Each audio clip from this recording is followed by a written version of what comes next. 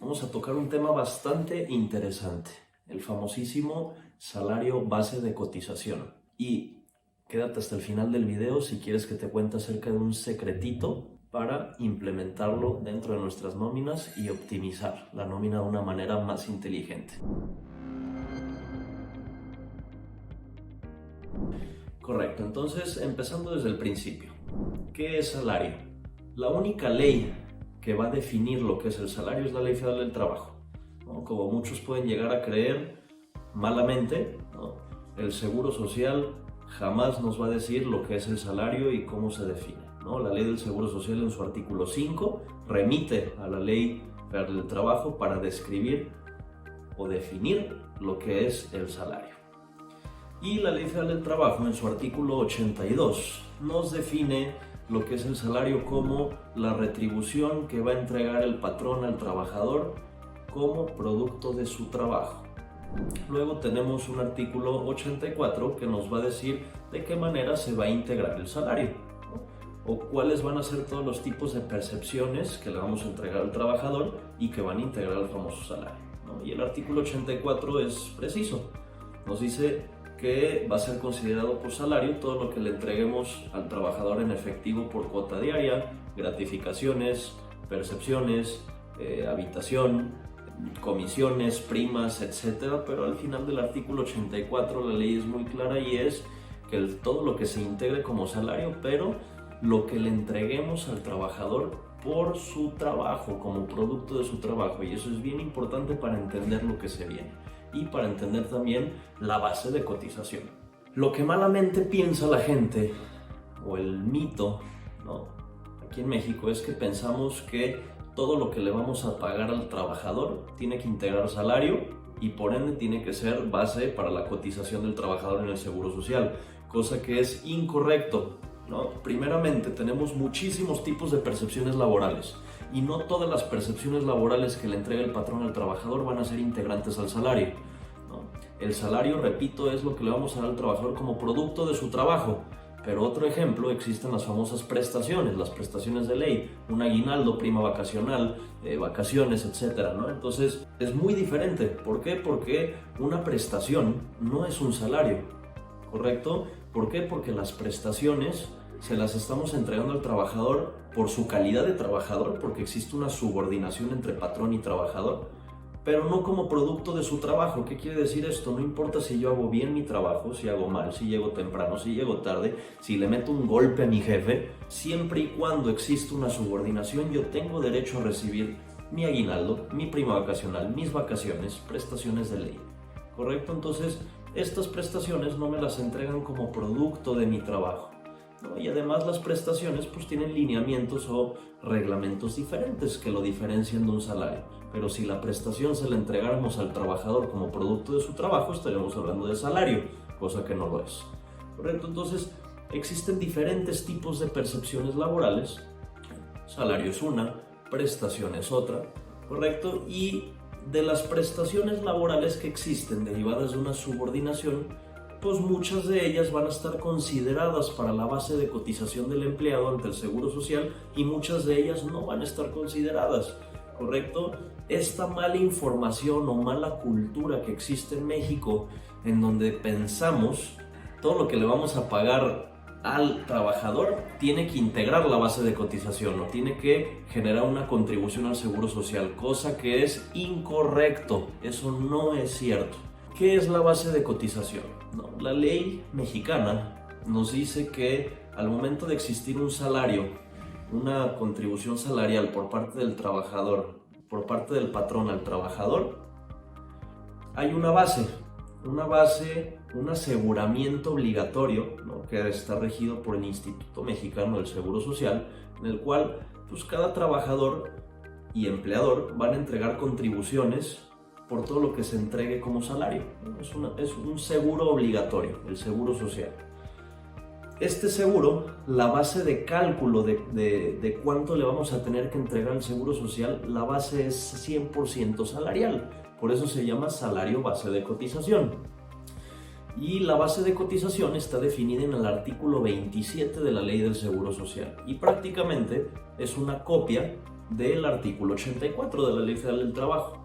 El artículo 27 nos dice que la base de cotización va a estar integrada por todos los pagos en efectivo, por cuota diaria, gratificaciones, percepciones, primas, comisiones, etcétera, pero igualito, por todo lo que se le entrega al trabajador como producto de su trabajo, ¿correcto? Entonces, todo lo que sea salario que le entreguemos al trabajador por su trabajo va a ser considerado para la base de cotización del empleado ante el Seguro Social. Después el artículo 27 tiene fracciones que nos van a indicar las excepciones, lo que va a estar exento para la base de cotización. ¿Qué quiere decir esto? Que hay cierto tipo de percepciones laborales que le podemos entregar al trabajador que no van a generar una contribución al Seguro Social, que no van a estar dentro de esta base de cotización. Un ejemplo de percepciones laborales exentas para la base de cotización pueden ser los famosísimos bonos de asistencia o bono por puntualidad, ¿no?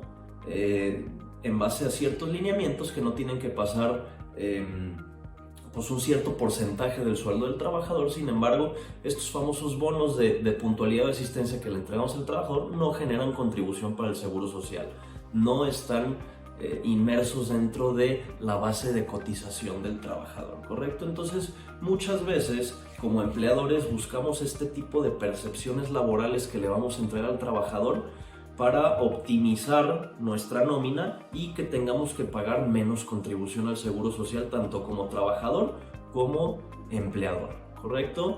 Sin embargo, muchas veces esta famosísima previsión social, que es muy común dentro de las nóminas, pues puede generar buenos beneficios fiscales. ¿Por qué? Porque no generan, son percepciones exentas para impuestos sobre la renta, exentas para la base de cotización del trabajador. Sin embargo, para la parte de la persona moral, para el patrón, llega a ser un poco inatractivo en base a la deducibilidad de estas percepciones laborales. ¿Por qué? Porque las deducimos, nada más tiene un tope de deducibilidad entre el 47 y 53%.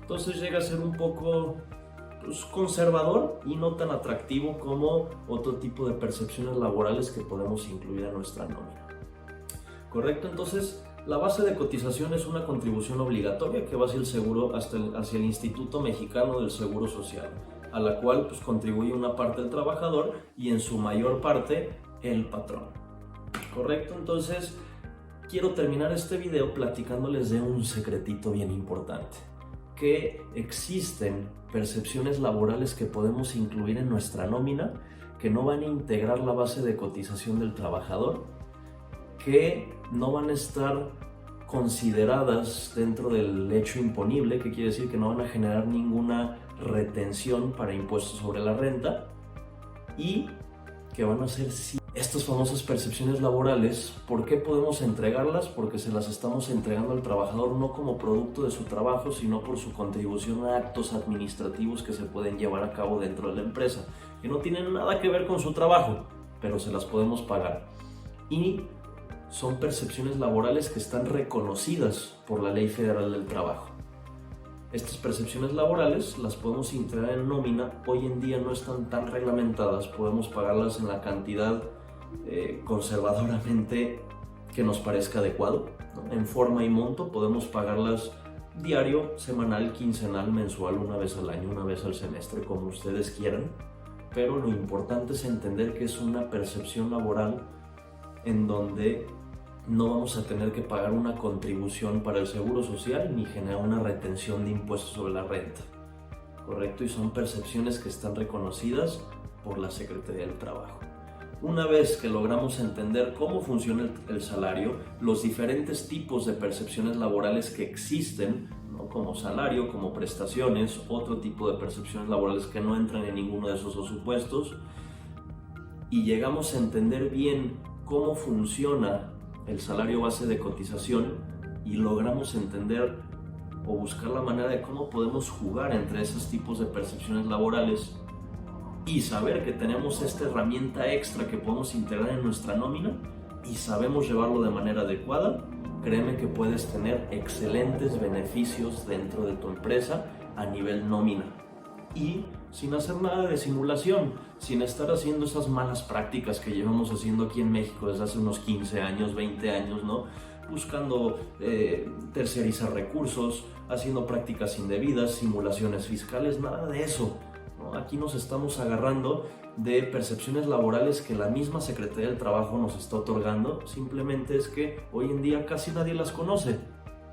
Yo te puedo platicar cómo integrarlas en tu nómina y tener los enormes beneficios que puede llevar este tipo de percepciones laborales dentro de tu empresa. Si quieres mayor información, inscríbete en este canal, no dudes en contactarte con nosotros en Grupo Enro.